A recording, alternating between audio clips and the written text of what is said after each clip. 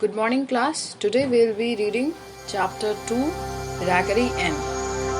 So, what is Raggedy Ann?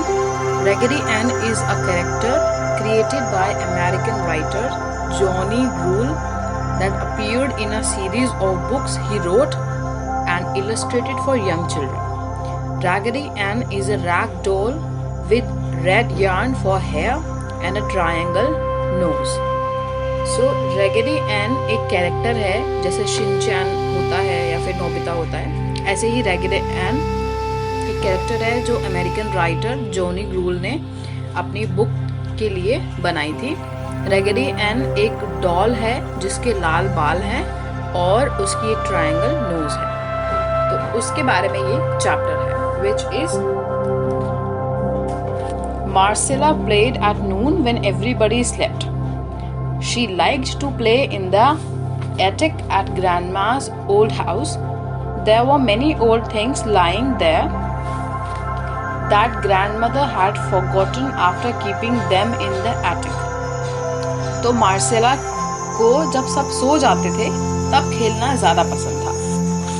वो दोपहर में जब सब सो जाते थे तो वो खेलती थी। उसको एटिक में खेलना पसंद था। एटिक छत के ऊपर एक रूम होता है जिसमें सारा हम लोग पुराना या थोड़ा यूजलेस या जो बहुत रेयरली यूज होता है वैसे सामान हम रखते हैं, दैट इज एटिक. ओके, तो ग्रैंडमा का पुराना घर था, उसमें एक एटिक था जिसमें ऐसा पुराना सामान रखा हुआ था. वहाँ पर वो खेलती थी दोपहर में. There were many old things, वहाँ पे बहुत सारी पुरानी चीज़ें थी जो पड़ी हुई थी और ग्रैंडमा ने उनको रख करके वहाँ पे ग्रैंडमा ही भूल चुकी थी कि वहाँ पर क्या क्या रखा होगा. That day Marcella found an old barrel in the attic. Marcella को एक ओल्ड बैरल मिला. बैरल क्या होता है, जैसा आप पिक्चर में देख रहे हैं, एक गोल सा बॉक्स होता है, कंटेनर, उसमें ढक्कन होता है और उसमें काफ़ी सारी चीज़ें होती हैं. It's a circular box, cylindrical box, a big round wooden container.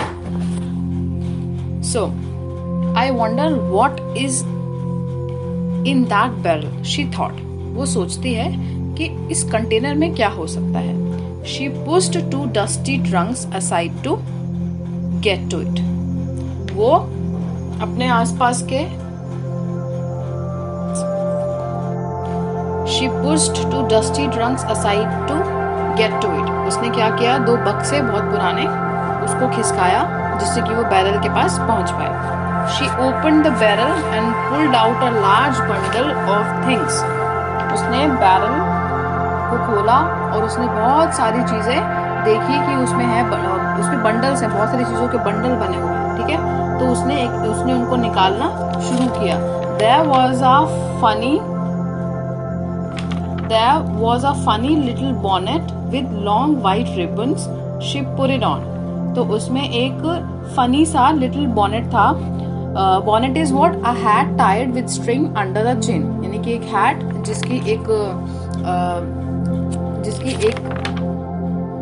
String होती है, वो हम चिन से पहनते हैं. लाइक बर्थडे कैप्स में हमारे पास एक नीचे रबड़ होती है जो हमारी चिन से अटैच होती है, so that the hat is like not movable और वो गिर ना जाए. तो ऐसा ही एक बॉनेट था जो व्हाइट कलर का था, तो उसने तुरंत वो पहन लिया. Then what she did, she found some photographs in a torn leather bag. तो उसने कुछ फोटोग्राफ्स देखे जो एक लेदर का बैग था, उस फटे हुए बैग में फोटोग्राफ्स थे. People in the photograph were in old fashion clothes. जो लोग उस फोटोग्राफ में थे उन्होंने बहुत पुराने जमाने वाले कपड़े पहने हुए थे. Then she pulled out an old rag doll.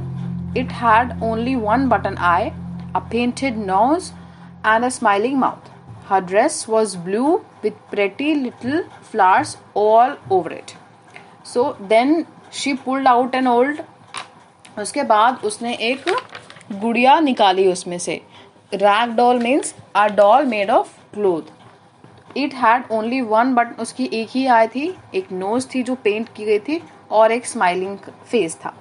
उसकी जो कपड़े थे वो ब्लू कलर के थे और उसके कपड़ों पे पूरे में फ्लावर्स बने हुए थे. Marcella ran downstairs to show rag doll to grandma. Marcella तुरंत सीढ़ियों से नीचे उतरकर भाग कर गई ग्रैंडमा के पास उनको ये वाली डॉल दिखाने के लिए. Then what did grandma do, grandma cried happily. Oh, it's my old Raggedy Ann. She kissed the doll. It is my very old doll.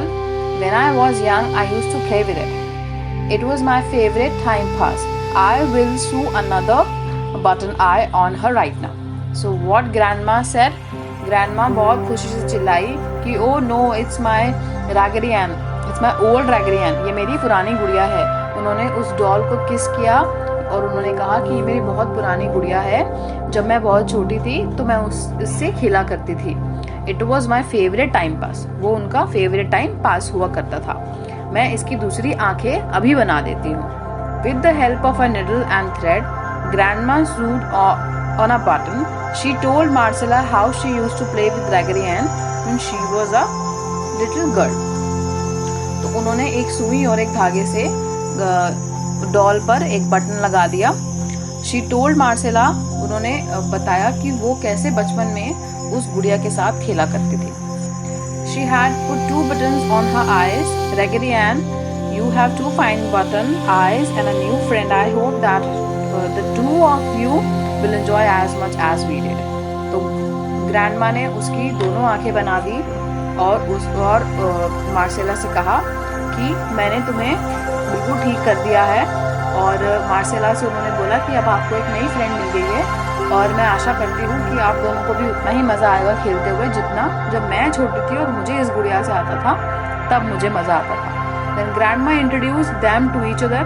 Grandma ने उन गुड़िया को और मार्सेला को एक दूसरे से इंट्रोड्यूस कराया. Marcella, meet my dear friend Raggedy Ann. Raggedy, this is my granddaughter Marcella. तो ग्रैंड मदर ने इस तरीके से उनका इंट्रोडक्शन कराया कि मार्सेला ये मेरी फ्रेंड है वो जो है Raggedy Ann, और Raggedy से ये मेरी पोती है, इसका नाम मार्सेला है. Grandma gave the doll to a light shake and the doll nodded her head to Marcella. Grandma ने उस गुड़िया को हल्का सा हिलाया और उसकी गुड़िया की गर्दन फिर हिल गई जैसे वो हाँ कह रही है.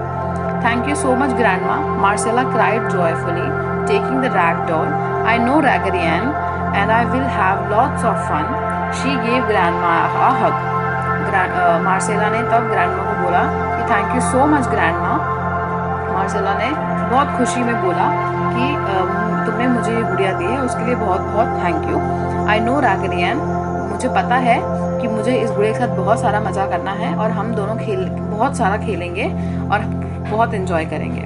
और उसने फिर ग्रैंडमा को एक हग किया. Marcela put Raggedy Ann with her other dolls and she joined her new family. Marcela ने क्या किया कि उसकी जितनी भी गुड़िया ऑलरेडी उसके पास थी उसके पास ही उसने Raggedy Ann को भी रख दिया और उससे उसकी नई गुड़िया की और भी ज़्यादा और भी बड़ी फैमिली हो गई. हमें इस चैप्टर से क्या समझ में आता है? फर्स्ट कि we must value the old things.